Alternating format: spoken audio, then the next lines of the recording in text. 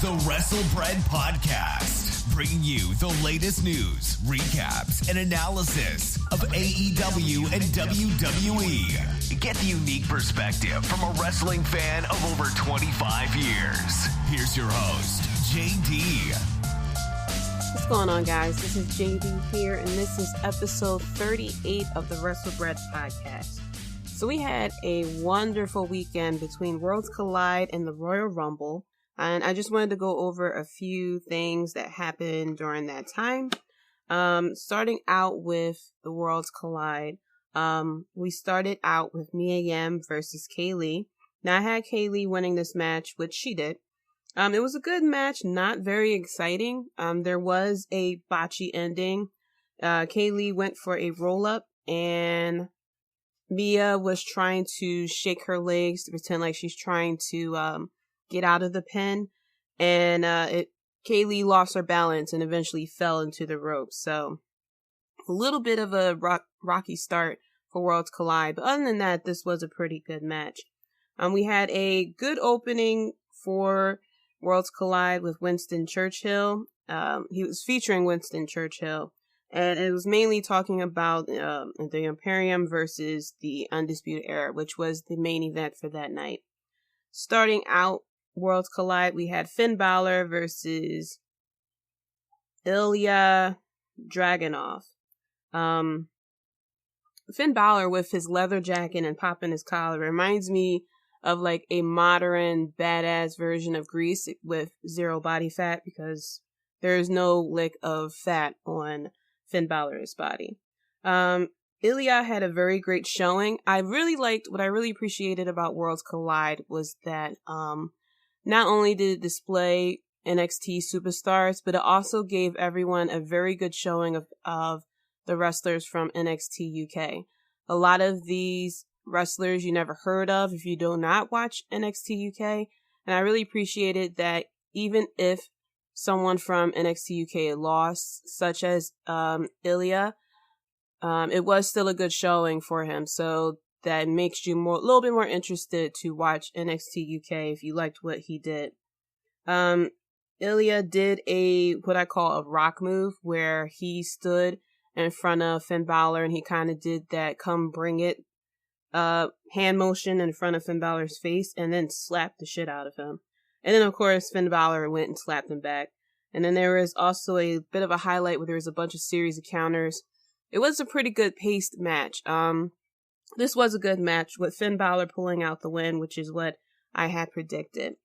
Next up, we have the Cruiserweight Fatal 4-Way match between Angel Garza, Isaiah Swerve Scott, Jordan Devlin, and Travis Banks. Jordan Devlin was a bit of a superstar in this match. He had a bit of a showing, and he won this match, which I'm pretty sure no one really predicted. Very surprising finish to this. So I'm guessing that Jordan Devlin will be competing over in the United States since he has the Cruiserweight title. There was this, it was a bunch of crazy spots in this match.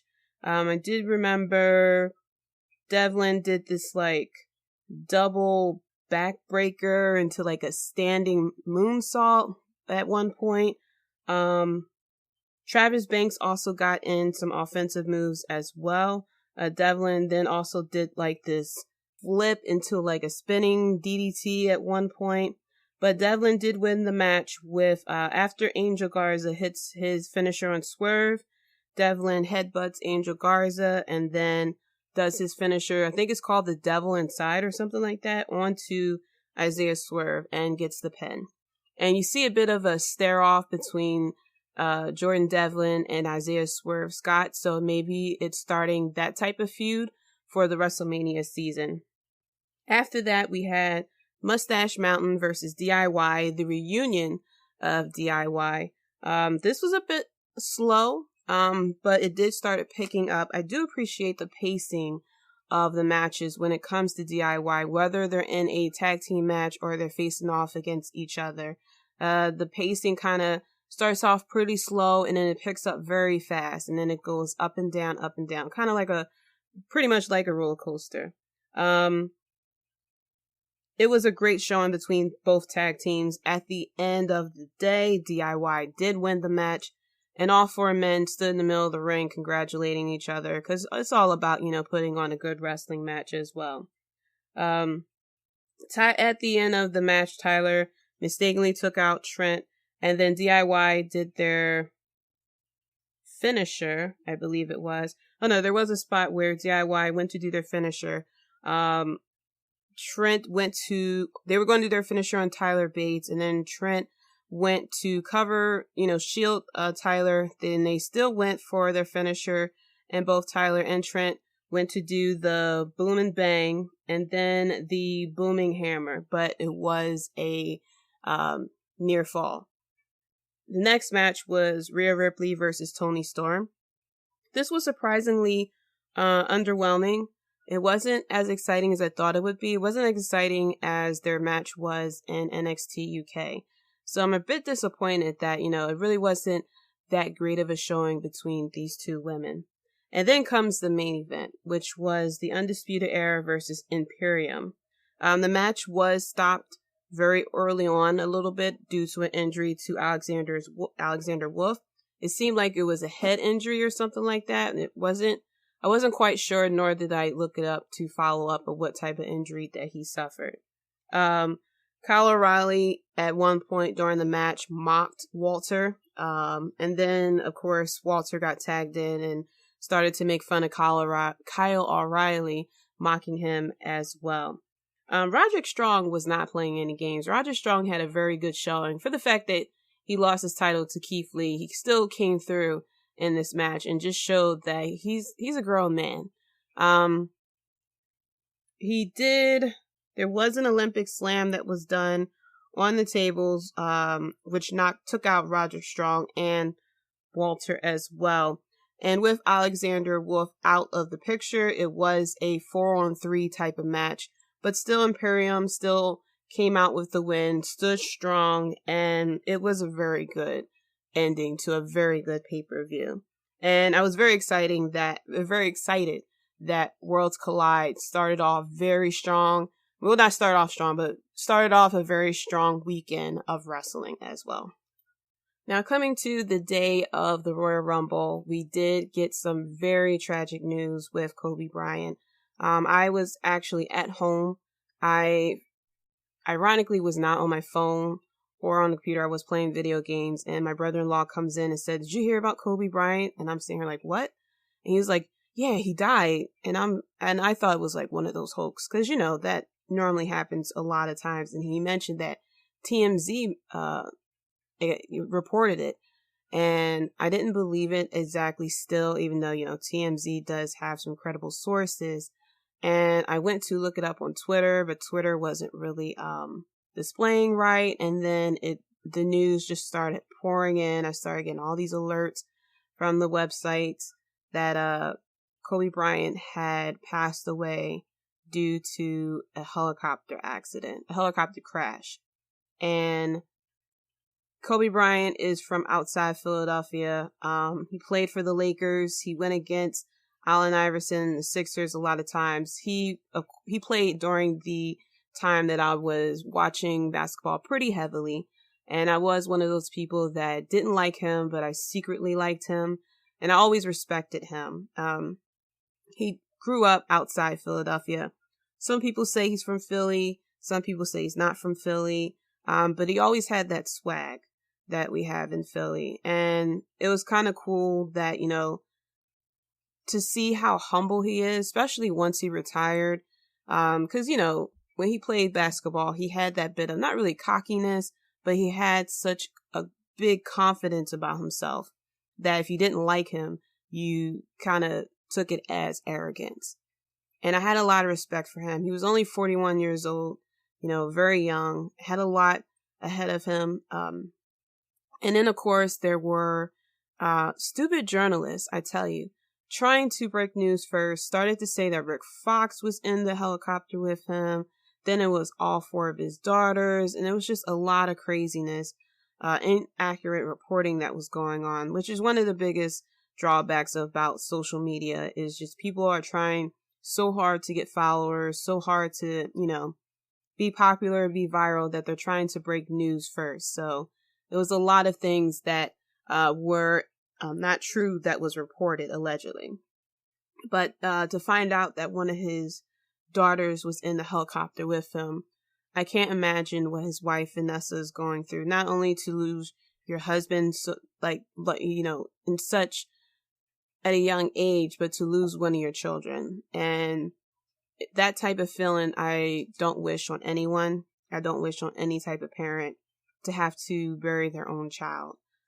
It's very heartbreaking, and my prayers go out to, the Bryant family, all his friends, everyone who has been affected, whose life that Kobe Bryant has touched. There were people that, looked up to Kobe Bryant, things like that. I teared up when I heard about, his past and everything, because I was still pretty young when Michael Jordan was playing. I definitely was, I was around when he went from basketball to baseball, then basketball again, but I really saw a lot when I was watching basketball. I saw a lot of Kobe Bryant. So it was just very sad to know that, life is short, and it's a lesson that I have learned. I lost my grandmom.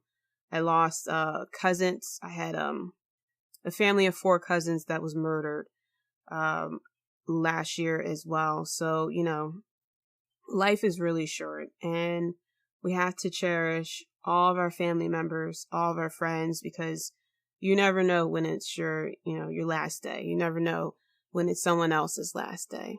And I really do. My heart goes out to Vanessa for that.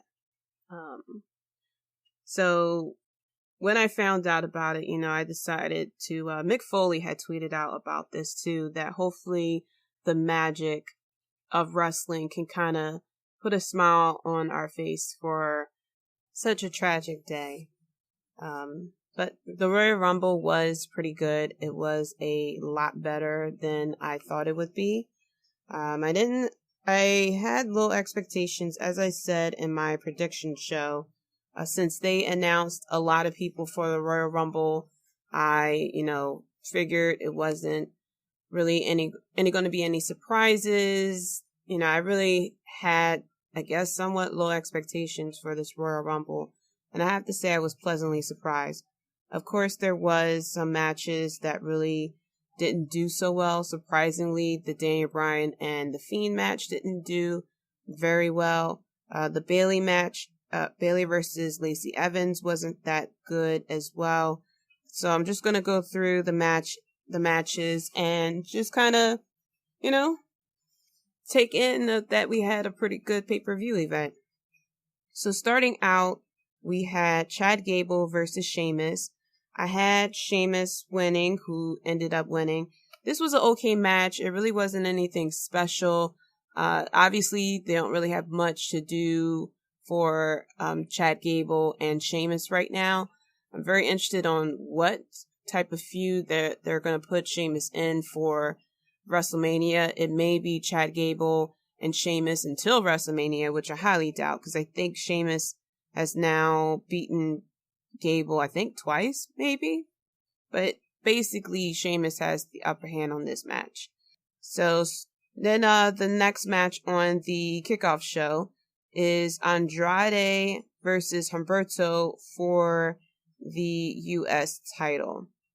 Now, this match was a lot better than Chad Gable and Sheamus, but it felt like something was missing, as if like there wasn't enough time for this match or something. It was a pretty good match. At the end, Humberto, that was on Monday Night Raw, that Humberto had took out Andrade. But Andrade won this match to retain the title, which I figured would happen as well. They did fight again on Monday Night Raw. Andrade kept his title, but Humberto won via disqualification because Zelina Vega came in to... Was it disqualification? It was either disqualification or Andrade still won. But Zelina went to interfere in the match. No, it was the DQ, actually. Sorry. Zelina interfered in the match, and it was considered a DQ. Humberto kind of snapped, I guess, in a way, and started attacking Andrade. And the reason for that, we find out, is that Andrade has been suspended for a violation of the wellness policy. I really didn't look too deep into it because it really broke by the time I started recording. So I didn't really get too many details on it. So I believe it said that he is suspended for 30 days. More likely he's going to keep the title on him because more likely they have plans of what they're going to do with the belt. And I think the next event would be later on in February anyway. So after that, we have the main card. We had Roman Reigns versus Baron Corbin in a Falls Count Anywhere match. This match took over all over pretty much the arena. They at one point ended up at the porta potties where Roman Reigns threw Baron Corbin into one of the porta potties. Apparently he didn't have a toilet in there, so I was making a joke about that spot, but unfortunately it didn't really go too well because there was no toilet in there. Robert Roode and Dolph Ziggler did interfere in the match, which brought out the Usos. And the match, of course, this took place in Houston at their baseball stadium. So at the end of the match, they were on top of the dugout where Roman Reigns did a Superman punch and pinned Baron Corbin 1, 2, 3 on top of the dugout, which I thought was a cool spot. So Roman Reigns won this match, and everyone thought this was pretty much part 1 of the reign of Roman. That probably wasn't a good joke, but we all thought that Roman Reigns winning this match was a bit of a foreshadow of him possibly winning the Royal Rumble. So next up, we had the Women's Royal Rumble. It was pretty exciting, I have to say. The ending result I was not happy with. So going through the competitors, first up was Alexa Bliss. Second was Bianca Belair, who I was very happy with. She had a very good showing. She had the most eliminations in the Royal Rumble, which was, I believe, 10. I'm not 100% sure of the actual number, but she now has the most eliminations. Next up was Mighty Molly Holly, and it was great to see her again. Then it was Nikki Cross at number 4, Lana at number 5, Mercedes Martinez at number 6. I'm very happy for her, seeing as though she was originally on AEW, but it seemed like it wasn't a right fit for her. I hope that she doesn't get lost in the shuffle if she ever comes to Raw and SmackDown. But it seems like as of right now, she's on NXT, which I think is a great fit for her. And I'm very happy for her. She kept talking about how it's been her dream this whole time to eventually end up in the WWE and wrestle in the WWE. And now she's finally, after so much hard work, getting that dream. So I'm very happy for her. After that, we had Liv Morgan, who was wearing a nice new outfit. She had it was like a triangle cut in the middle, and it looked like, it's very hard to explain, but it was all black, and it was like, whoa. But of course, they are still going on with the, storyline between Lana and Liv, that they were secret lovers.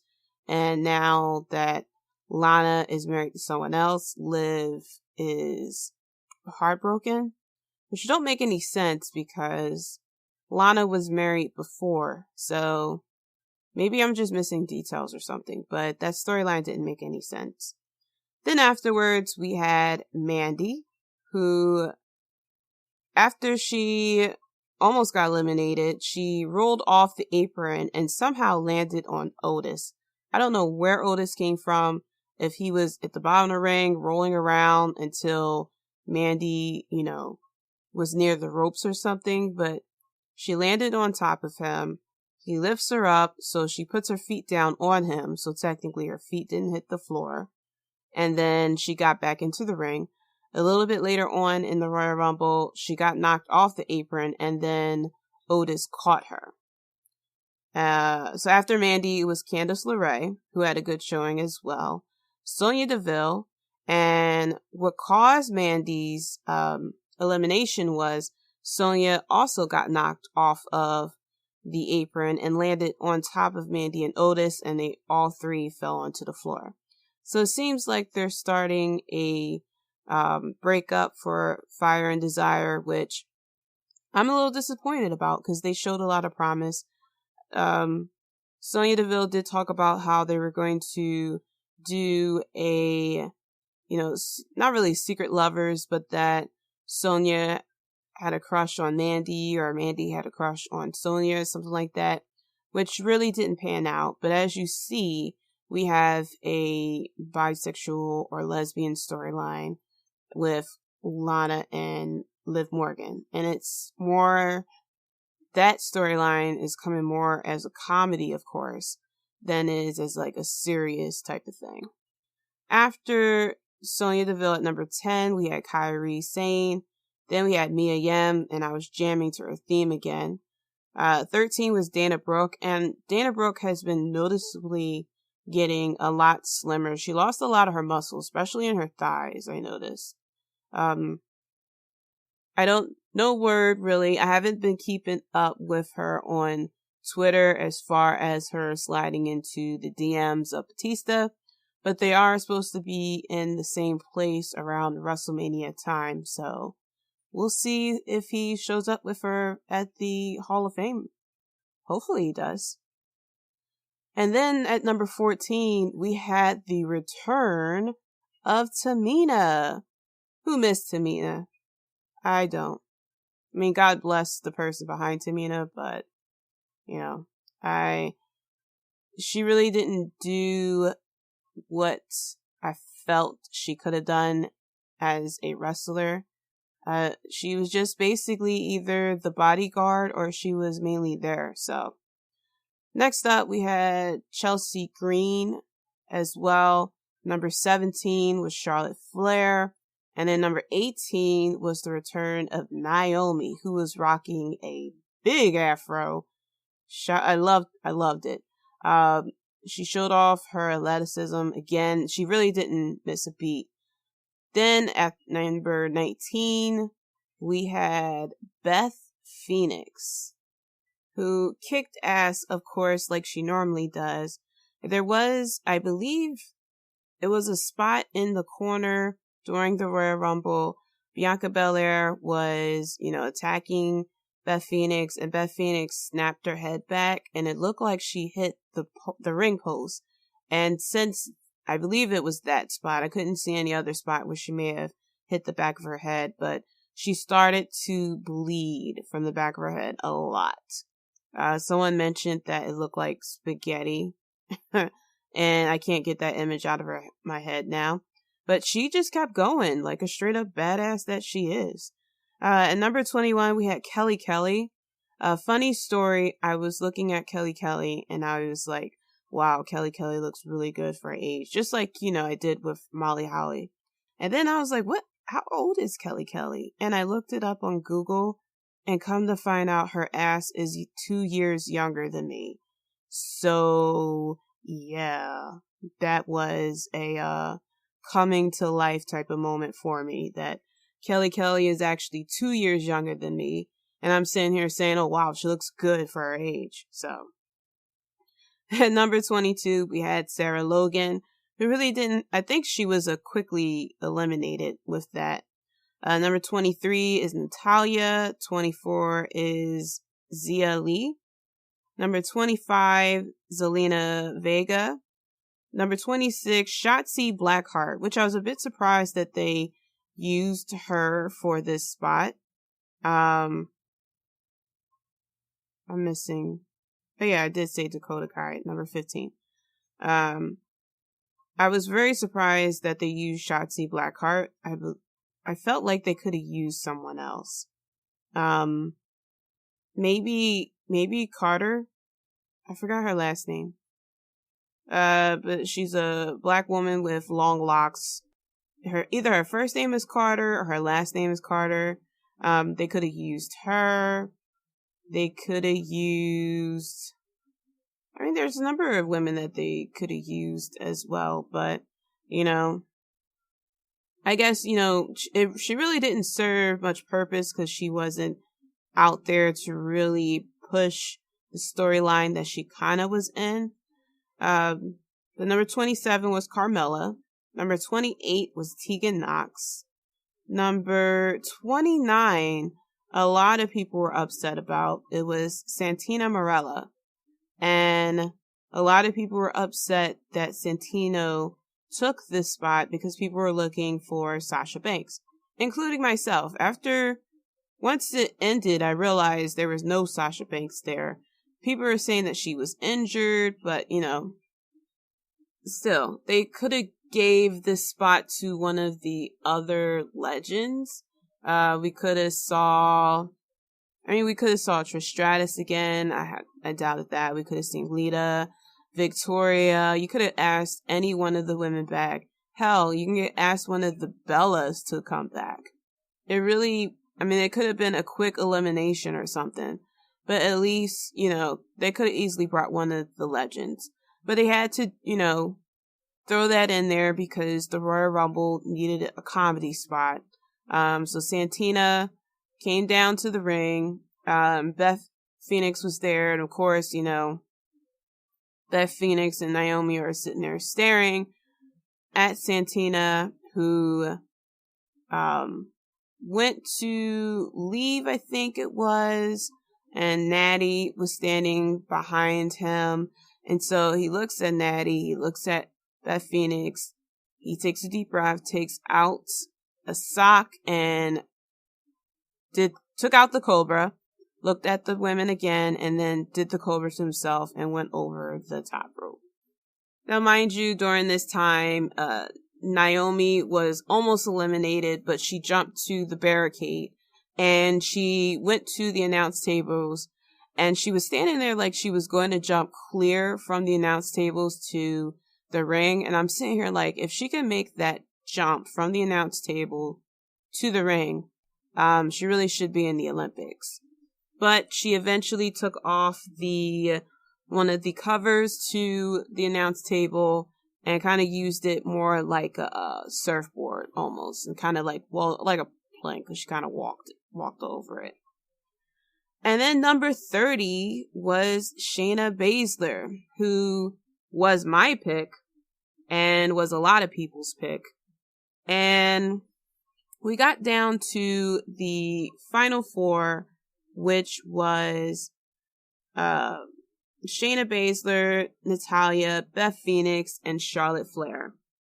So Beth Phoenix eliminated Natalya, and then Shayna eliminated Beth Phoenix, and then it came down to Charlotte Flair and Shayna, and Charlotte Flair won. And I am pretty upset at the ending because I felt as though Charlotte Flair really didn't need to win a Royal Rumble. I get that, she never did it before and she wanted it to be on her resume and stuff. And I would have been cool with that if she didn't win the title like 20 times within a year. She really didn't need a Royal Rumble win. Now, who else could have done it? I mean, we could have went for a swerve and went with Natalya. We could have went with my pick and said Shayna. But I guess they didn't want to put the title on her as quickly, and they wanted to kind of start, build her up. But they, had the Survivor Series, so that didn't make any sense either. We could have easily had, not really Alexa Bliss, because Alexa Bliss won stuff too. But it could have been anyone but Charlotte Flair, quite honestly. I feel as though Charlotte Flair don't need a Royal Rumble. Normally, the Royal Rumble is used to kind of catapult somebody for a WrestleMania moment. Charlotte Flair already had WrestleMania moments. Charlotte Flair was in the main event of the WrestleMania. the first women's main event at WrestleMania. Charlotte Flair also was quote unquote co-main event at WrestleMania when it was the triple threat match between her, I think it was her, Bayley, and Sasha. No, her, Becky, and Sasha. And she also won the women's title, which was, I believe, happened at WrestleMania. If not, it was one of the other big pay-per-views. But my point is that she had a lot of moments. And she really didn't need it. But I guess this is kind of similar to the equivalent of, back in the 2000s, early 2000s, if The Rock won the Royal Rumble type of thing. So I guess I can just think of it more in that direction. But in my opinion, she really didn't need a Royal Rumble win. So after the Women's Royal Rumble, we had the match between Bayley and Lacey Evans. And Lacey Evans' daughter was ringside.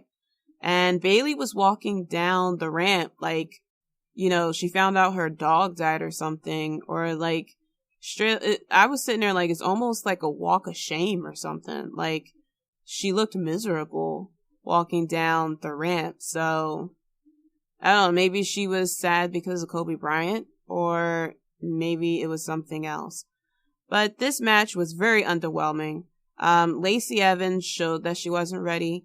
And I could have sworn at one point, maybe because it's the Saudi Arabia match that she had. I mean, it was very paced. It was very basic moves, and they did pause a lot. And I probably looked at that as if she got better in the ring, not really realizing that she really isn't. And so I am back on the train that maybe her push is still a bit too soon, that she's not exactly ready to win the title. Cause there was a bit botches in the match and everything. But in the end, Bayley still retained her title and won the match, which I also agree with as well. After that match, it was the WWE Universal Championship match between Daniel Bryan and The Fiend.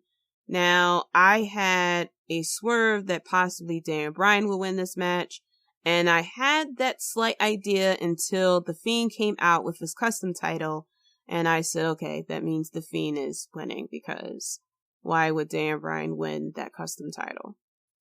This was a strap match, and this wasn't really, it was good, but the finish was very weird. And the match really didn't have any excitement to it, especially after coming off of a pay-per-view event like Worlds Collide. And, he kind of had a bit of not really a high, but a pretty good Royal Rumble with the women's.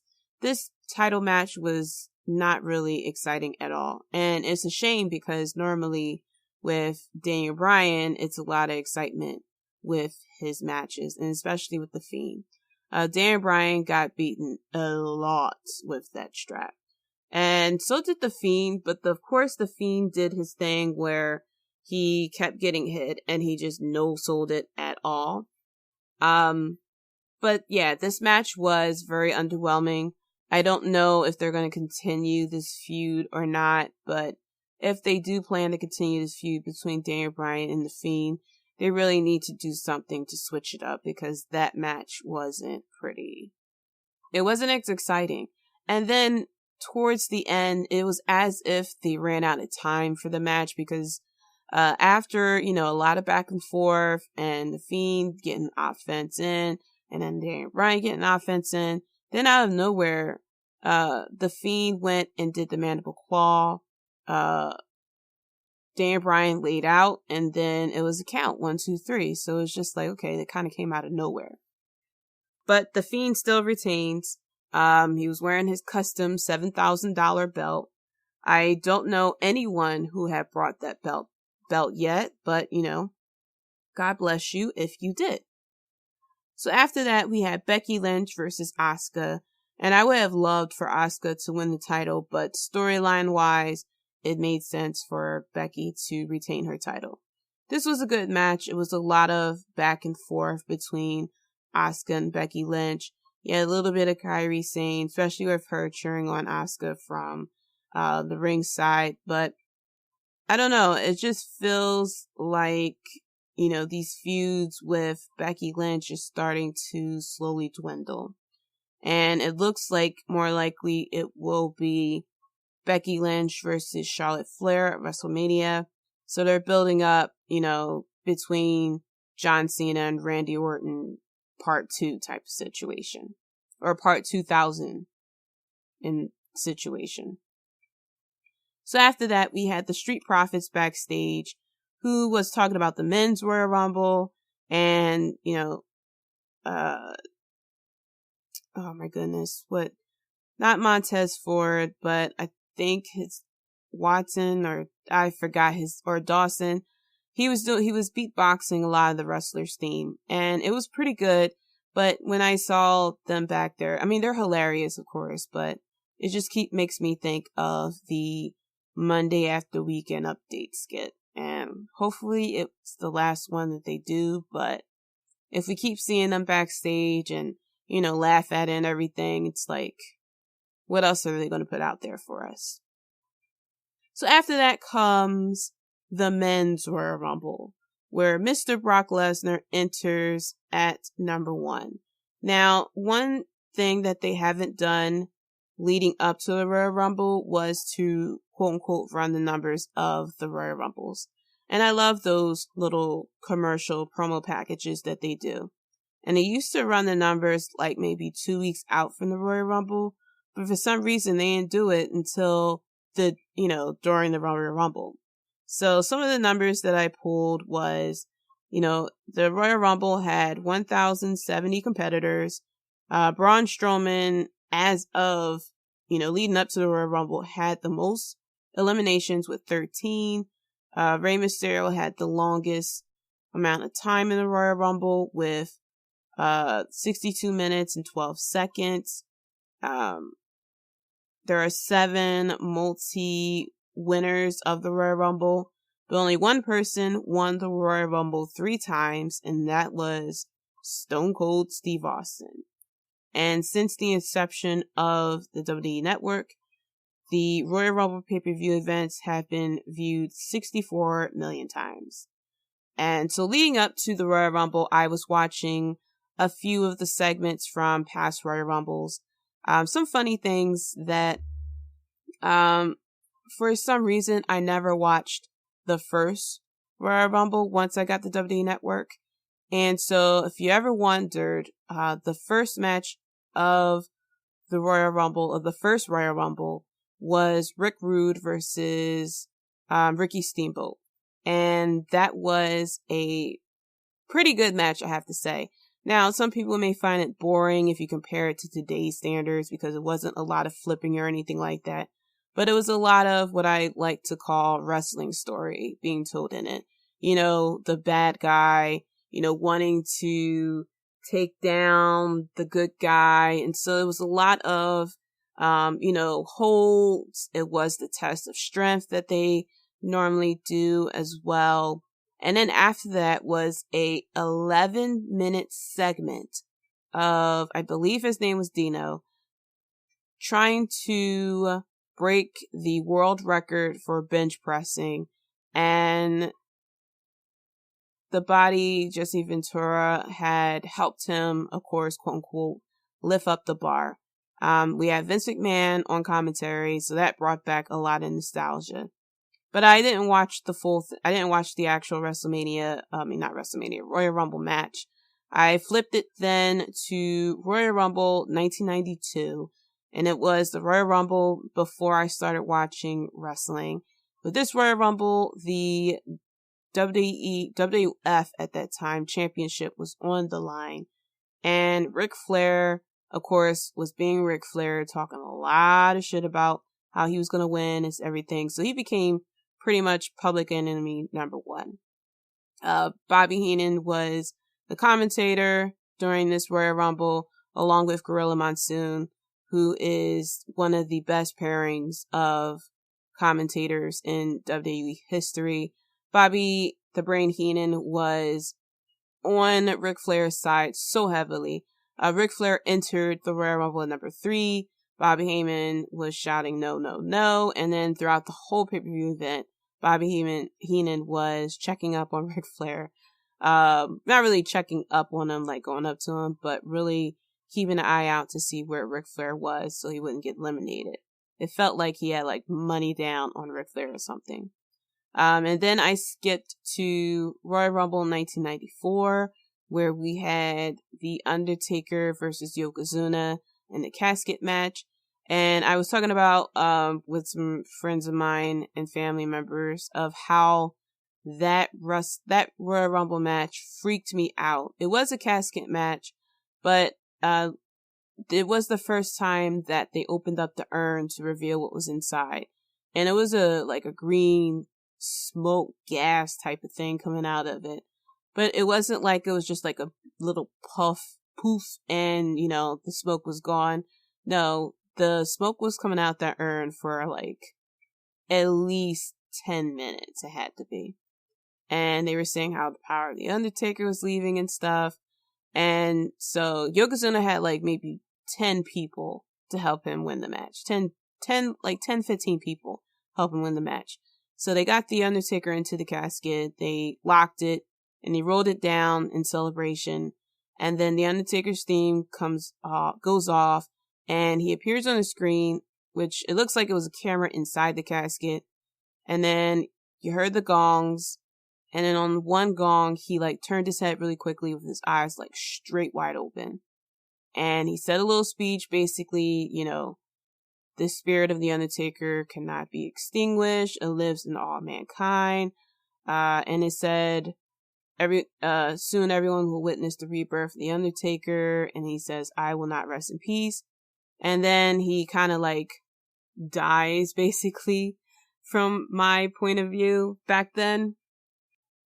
You see like his body start flashing like as if lightning was hitting it. And then like the casket kind of like disappears, and you see like this, not really lightning, but like a outline of him standing there. And then the outline rises to the top of the screen. And then you see the Undertaker appear at the top of the screen, and then he floats up to the top of the arena. And that freaked me the hell out. That was one of the few times that I was actually afraid of the Undertaker, because from that point on, people were claiming that they saw the Undertaker. And one kid, I never forget it, was like, oh, I went to go get my ball. And he's like, guess what, Mom? I saw the Undertaker. And she was like, really, where? And he was like, I was playing with my ball and I saw him over there. And I remembered I was about, I was almost 10. I was about 10 when that Royal Rumble came out, because he wasn't at that WrestleMania that year. And I remember sitting there thinking, like, Undertaker hangs out in parks where kids play? And you couldn't tell me nothing. I could have sworn that the Undertaker was out to collect souls or whatnot. So I was like scared as hell. The other time I was afraid of the Undertaker was when he had part of his face broken. He had to wear like this Phantom the Opera mask. That creeped me the hell out. And then I forgot the final time that the Undertaker creeped me out. It'll come to me. But yeah, that first time of him, disappearing. Oh, it was with his Buried Alive matches. I think the Buried Alive match was maybe 96, I believe. So at that time, I was 12, and I should have known better, but I just could not for the life of me grasp. And I was into magic, too. And I didn't, watch, how they did it type of thing. So when The Undertaker was buried alive, and at the end of the pay-per-view, his hand came up through the dirt, for the life of me, I couldn't figure out how he was able to survive under all that dirt. And I don't think they ever revealed how they did that Buried Alive match. But, as I got older, I was like, maybe, they put a board, they trapped it, and, he was like in a little secluded like box or something like that, and he was able to come out through the side or something. But yeah, back then when I was 12 watching the Buried Alive match, I was like, yo, I don't know how the hell he survived that. Like, maybe he is an actual dead man.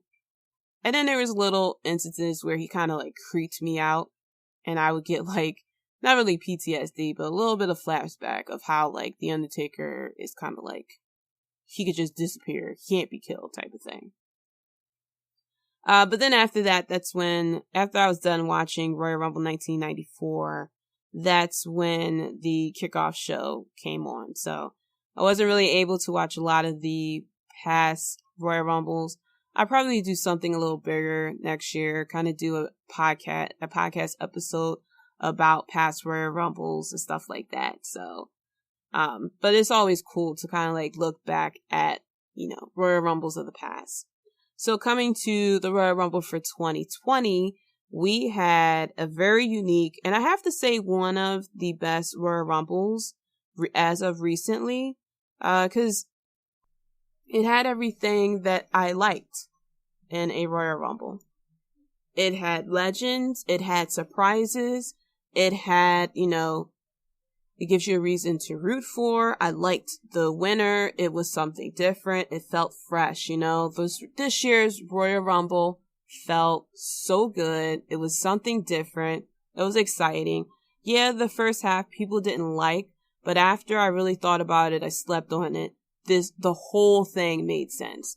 And I'm going to go through the first half of the Royal Rumble first, and then I'm going to go through the second half. And so, of course, number 1 was Brock Lesnar. Number 2 was Elias, who came out and sung a little song called Sacrificial Lamb, which he was the sacrificial lamb. Elias was eliminated immediately. Eric Rowan came out with his cage. Eric Rowan was eliminated in 8 seconds, took his cage, and went back. Then we had Robert Roode, who then got eliminated very quickly as well. Then we had John Morrison, who had maybe an ounce of offense, and then he was eliminated quickly. After that was Kofi Kingston. And people were so excited that Kofi Kingston was going to get his redemption. Finally, he gets to attack the guy who, took his title in less than 7 seconds, because Brock Lesnar was parading around with the title after every elimination. And Kofi Kingston actually got some offense in.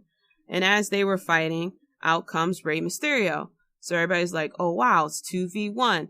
They're going to get their redemption against Brock Lesnar. And then after that comes Big E. And Big E comes out because, Rey Mysterio and Kofi Kingston both got beaten down. And Big E comes out with his preacher-like speech and talk and hyped them both up. And all 3 of them went and attacked. So what happened was they went to attack Brock Lesnar one at a time. Rey Mysterio went to do kind of like a Hardy move where he stepped on Big E and go for some type of offensive move. But then Brock Lesnar grabbed Rey Mysterio, flipped him over the top rope, took Big E, clotheslined him over the top rope, and then left Kofi Kingston. Kofi Kingston was eliminated, and I think this is the first year in a very long time that Kofi Kingston didn't have a save or anything in the Royal Rumble. He was eliminated right away. And then that's when the boos started to come in. And then after that, it was Cesaro. Cesaro was quickly eliminated. Then it was Shelton Benjamin, the, reunion of old college roommates and everything. Shelton Benjamin received a hug from Paul Heyman. He said, now go reunite with Brock Lesnar. They hug, dab and everything, lived it up, smiles and everything. And, Shelton Benjamin's like, all right, we're going to take out the next person together. And Brock Lesnar's like, sure, buddy, sure. Take this suplex. And then he eliminated him right away. And then Brock Lesnar sat there and laughed. Then next up after that was Shinsuke Nakamura. And I have to say, everyone needs someone, like if you ever want a motivator or something like that, get you someone who motivates you, like Sami Zayn motivated Nakamura. going to the ring against Brock Lesnar, knowing that Nakamura was going to get whacked. And that's kind of what happened. Nakamura got a little bit of offense in, and then he was eliminated. People started to boo Brock Lesnar even more. And next up was MVP. MVP has returned. He was wearing his gear that resembled Black Panther. He started to chase Paul Heyman around a little bit. Brock Lesnar grabbed him, brought him inside. MVP got a little bit of offense in, and then he was eliminated. And out comes number 13, Keith Lee. I was hyped. A lot of people was predicting that he would win. I didn't think he would win because he just won the North American title, and I felt as though it really wouldn't make any sense to put a WrestleMania main event title shot on him when he is still like he's just coming to popularity in NXT. Whereas though with Shayna Baszler, Shayna Baszler held that title for so long, and she already got introduced to the main roster through Survivor Series. So I felt as though it was, her time to be definitely on the main roster. And I kind of was hoping that she would win the Royal Rumble. But Keith Lee comes out, and Brock Lesnar was making these faces like, oh, ooh, a big guy. And as Keith Lee was walking with such swag, the place was going crazy. Brock Lesnar, I think he was dancing to this song. It was either this song or MVP song that Brock Lesnar kind of danced to a little bit. And as Keith Lee was getting in the ring, he stared down Paul Heyman, and then he gets in the ring, and Brock Lesnar looks at Paul Heyman and says, who the hell is that motherfucker? But they stood toe to toe, and Keith Lee got some offense in. A lot of people was upset that he would be eliminated pretty quickly, but he got some offense in, enough for the next person to come out, which was Braun Strowman. So now we have two big men going against Brock Lesnar, which gave people hope. After they took down Brock Lesnar, Keith Lee was knocked to the outside. First of all, Brock Lesnar suplexed them both. And of course, well before this time, you can clearly tell that Brock Lesnar was gassed. But after he suplexed Braun Strowman and Keith Lee, I believe it was 2 times each, you just seen that it took him a little bit to get up. So Keith Lee ends up on the outside of the ring, and that's when Braun Strowman does his run around the ring and knock people down. And so after they both got into the ring, Keith Lee and Braun Strowman started to fight near the ropes, and Brock Lesnar eliminated both of them. And then number 15, out comes Ricochet. And so at this point, everyone is very upset that Brock Lesnar not only beat the most eliminations, which was originally by Braun Strowman. He eliminated 14 other people at this point. 14 or 13 other people at this point. So a lot of people are pissed off. People thought that, he's going to keep eliminated people one by one for the whole match. Of course, people didn't like Brock Lesnar anyway, so him doing this and parading around the title. And looking at this, it was very frustrating, I have to say. So we get to Ricochet. Ricochet gets a little bit of offense in, enough for number 16, which was Drew McIntyre. And Drew McIntyre got a bit of a pop, and everything. And then out comes at number 17. Oh, no. So at this point, Drew McIntyre is staring down Brock Lesnar. He's challenging him. Ricochet then goes and gives Brock Lesnar a low blow. And then Drew McIntyre gives Brock Lesnar a Claymore kick and eliminates him. And the pop that Drew McIntyre got was insane. So looking at this now, the first 15 entries for the Royal Rumble made complete sense looking at it now. In order for people to really like Drew McIntyre, because he was very recently, Drew McIntyre was a heel. Drew McIntyre has been a heel for a very long time.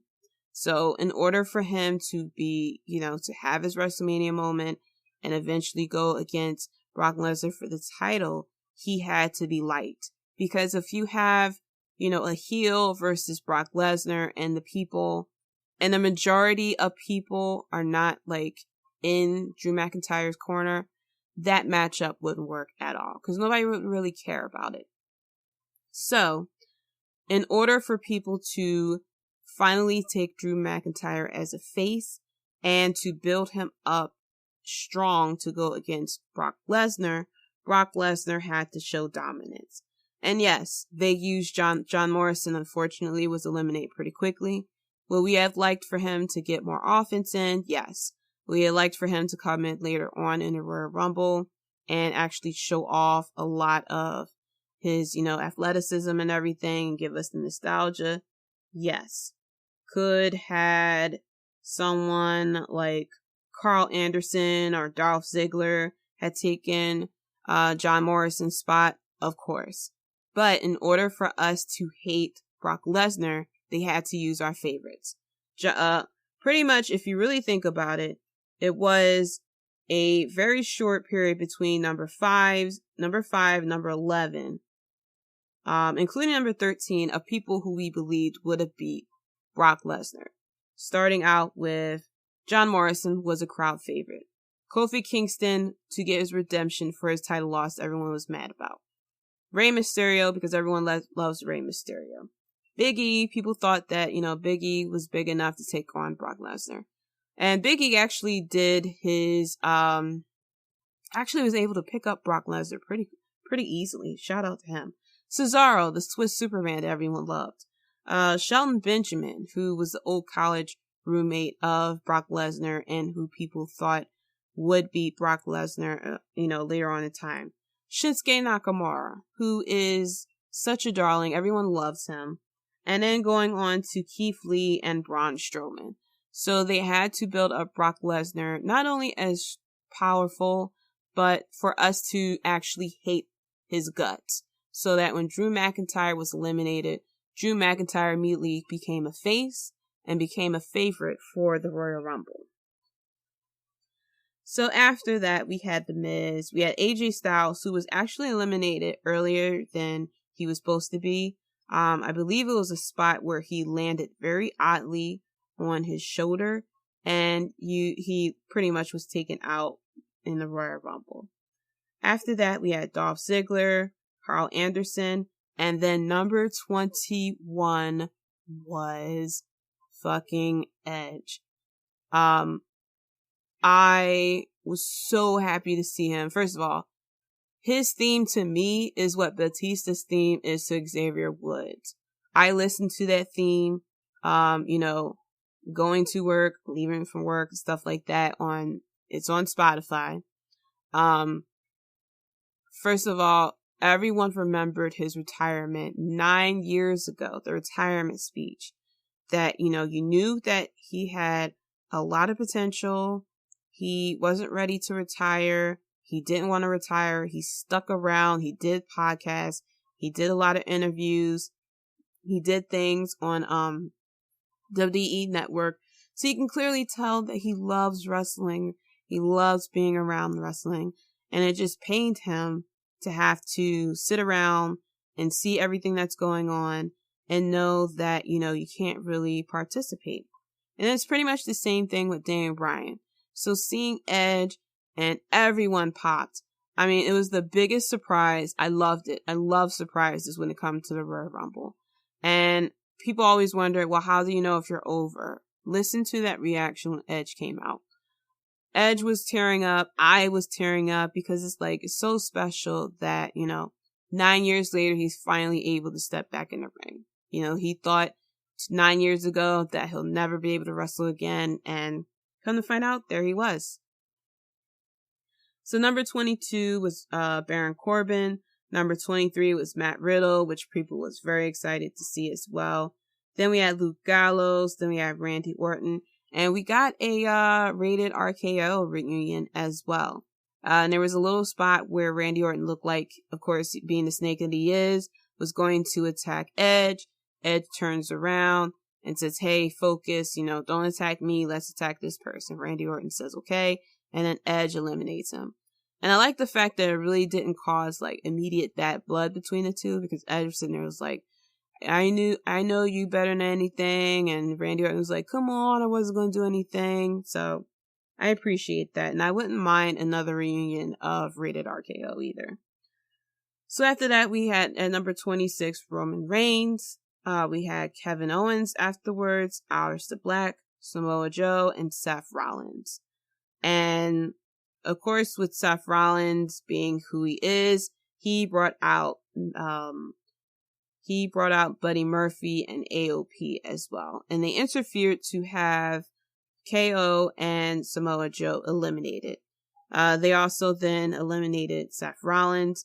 And the final four of this match was Edge, Drew McIntyre, Roman Reigns, and Randy Orton. And that's when the spot where he eliminated Randy Orton.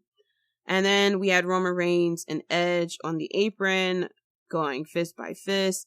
And then Roman Reigns, punched Edge and he fell back. And you heard some boos. You heard a lot of boos that Roman Reigns got eliminated. So I don't know why they chose that. I guess they didn't want Drew McIntyre to do it because they wanted people to still cheer for Drew McIntyre. And I guess to get a little bit of heat on Roman Reigns. So, when he got eliminated, that people would instantly pop for Drew McIntyre. But yeah, Roman Reigns got eliminated. I was afraid that they was going to stick with Roman Reigns because it felt like a pick that they always liked. It felt like a safe pick, I guess, for them. But Drew McIntyre is going to WrestleMania. He is going to main event in WrestleMania, and he's going to get his title shot. And this is exciting. I mean, smell the air. Take a deep breath, smell the air. You smell that? That is called freshness. And everything is fresh in WWE right now. We have, not exactly for the women, I would have to say, but for the men's Royal Rumble, we have a new winner. They're actually going to do something about it. It looks like he's going after the quote-unquote bigger title with Brock Lesnar. It all made sense from beginning to end. Like, the first half of it, we had to hate Brock Lesnar's guts. So that when Drew McIntyre finally eliminates him, everybody is so excited to see Brock Lesnar gone. They were singing, not the na na na song. And then, of course, we had, everyone's favorite Edge return, and Roman Reigns had to eliminate him so that we would boo Roman Reigns. And then when Drew McIntyre eliminates Roman Reigns, he'll get that pop again as well. Very smart booking, I have to say. I really love it when WWE, does something and just plays us, not really in a good way though. I mean, it's in a good way, but plays us for a sucker. We were all so pissed off that Brock Lesnar was eliminating all these people, and then we instantly cheered for Drew McIntyre, and then we booed Roman Reigns and then cheered for Drew McIntyre again. And that's what they wanted us to do. And I love it when they do that. I love it when they pull strings to get us to react a certain way so that, we feel like we're not going to get what we want, but we actually get what we want. I love it when they do that. And I love it when they do it and make it feel like it's organic, not that it's forced or anything. So this was, all in all, a pretty good Royal Rumble.